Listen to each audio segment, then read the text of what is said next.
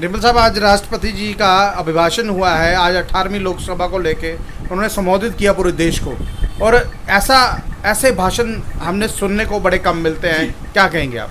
देखिए, बड़ी हैरानगी हुई, और खास तौर के ऊपर जम्मू कश्मीर की आवाम को और पूरे मुल्क की आवाम को द्रौपदी मुर्मू जी का 60 मिनट के भाषण से बहुत ही निराशा हुई। डिसअपॉइंटिंग भाषण था और आवाम के लिए कुछ उसमें नजर नहीं आया। जम्मू कश्मीर के लिए तो कुछ भी मुर्मू जी के भाषण में कुछ नहीं था। उन्होंने जम्मू कश्मीर का जिक्र तक जो किया, वो ये जिक्र किया कि 370 हटने के बाद क्या उन्होंने जिक्र किया कि जम्मू कश्मीर में बहुत भारी वोटिंग परसेंटेज हुई है। तो इसको लेकर के हम ये कहेंगे कि हाँ, जम्मू कश्मीर के लोगों ने भारी वोटिंग परसेंटेज पार्लियामेंट के चुनावों में की, और वो voting percentage Bharatiya Janata party की सरकार के खिलाफ थी, जो ये दावा करती थी कि अब की बार 370 सीटें लेंगे और 400 पार जाएंगे। और जम्मू कश्मीर की आवाम ने उसके ऊपर लगाम लगा दिया, और जम्मू कश्मीर ही नहीं, पूरे मुल्क की आवाम ने उनके ये इस रथ को, इस घोड़े को रोक दिया। अब आपने जम्मू कश्मीर का जो जिक्र किया, वोटिंग परसेंटेज की आपने तारीफ की, अच्छा किया, वो तो हमें मालूम है। लेकिन हमने ये बता दिया कि 5 अगस्त 2019 के फैसले, भारतीय जनता पार्टी के रियासत को तोड़ना, हमारा यूनियन टेरिटरी बनाना, हमारा एब्रोगेशन ऑफ आर्टिकल 370, महाराजा हरि सिंह जी की रियासत का तोड़ करके बंटवारा और तहस नहस करना, ये हमें मंजूर नहीं है।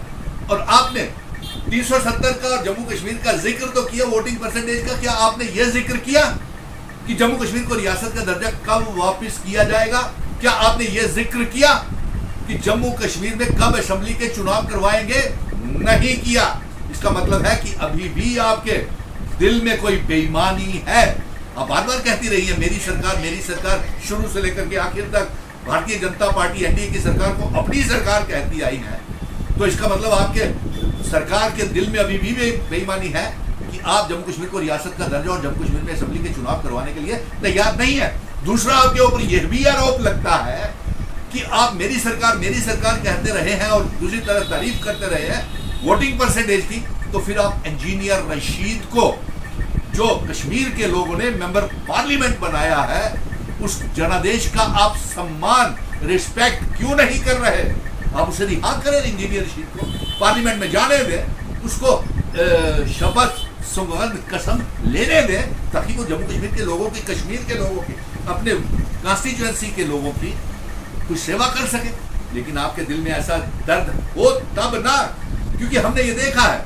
आप मुझे बताइए कि आपके भाषण में पीओ के गिलगित बल्टिस्तान को आजाद करवाने के लिए कोई कहा गया कुछ?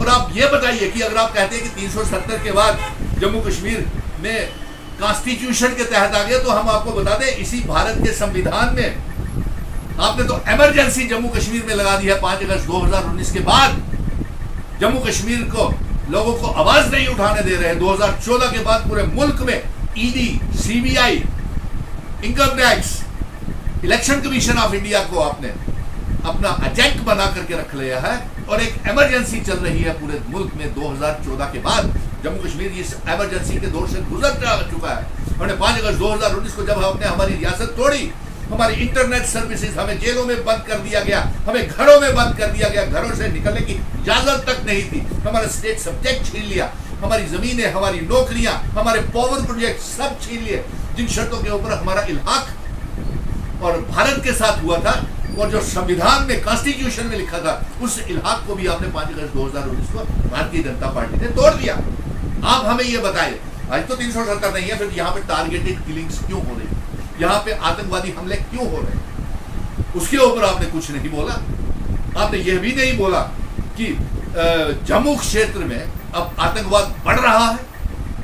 आपने यह भी नहीं बोला कि शिवखोड़ी और वैष्णो देवी, रियासी, कटरा में, पुंछ, राजौरी, कठुआ, हीरानगर, सांबा, डूडू, बसंतगढ़, रामनगर, उधमपुर, डोडा, किश्तवाड़, भदरवा में कैसे आतंकवाद फैल गया?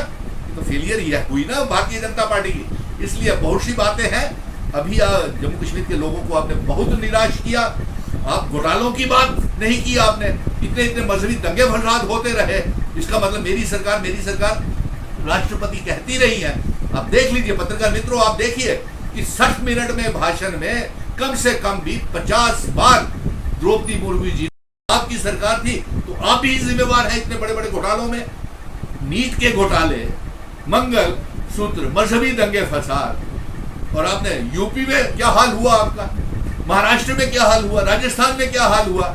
अरे जनाब आप हारे हैं। ये आपातकाल की स्थिति तो 2014 के बाद इमरजेंसी लगाई है आपने। और ये अब मैं ये कहूंगा एनडीए और इंडिया के गठबंधन पार्टीज को कि इस इमरजेंसी बेकार की बातों के ऊपर आप तबसरा मत करें और पार्लियामेंट में जम्मू कश्मीर को लेकर के एक डिबेट करें कि हमारे साथ 5 अगस्त 2019 के बाद किस तरीके से हम बर्बाद हो रहे हैं। यहाँ पे जमहूरियत नाम की कोई चीज नहीं है।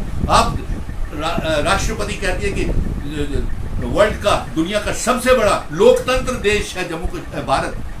तो ये भारत का लोकतंत्र कहाँ है, डेमोक्रेसी कहाँ है? हमारे जम्मू कश्मीर में तो कहीं नजर नहीं आ रही। यहाँ तो पिछले 10 सालों से असेंबली के चुनाव भी इलेक्शन कमीशन से नहीं करवाए। इलेक्शन कमीशन भी ऐसे लगता है जैसे election commission of Bharatiya Janata party को। सो ये सारी बातें, ये भाषण सुन करके बेहद निराशा हुई पत्रकार मित्रों। और अभी हमारी जंग जारी रहेगी। अब आप पत्रकार मित्र मुझे बार बार कहते हैं कि आप असेंबली के चुनाव लड़ने जा रहे हैं।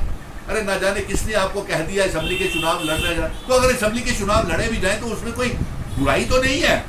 अभी बहुत से काम बाकी है। और मैं तभी तमाम पॉलिटिकल पार्टीज को ये कहूंगा जम्मू कश्मीर की, अभी पहले रियासत के दर्जे की जंग लड़ लें, इंस्ट्रूमेंट ऑफ असेशन की शर्तों को लागू करवाएं, अपना स्टेट सब्जेक्ट वापिस लें, अपने पावर प्रोजेक्ट्स वापिस लें। और जिस वो जो एक इंजीनियर रशीद को पहले भारतीय जनता पार्टी, आप तो कहते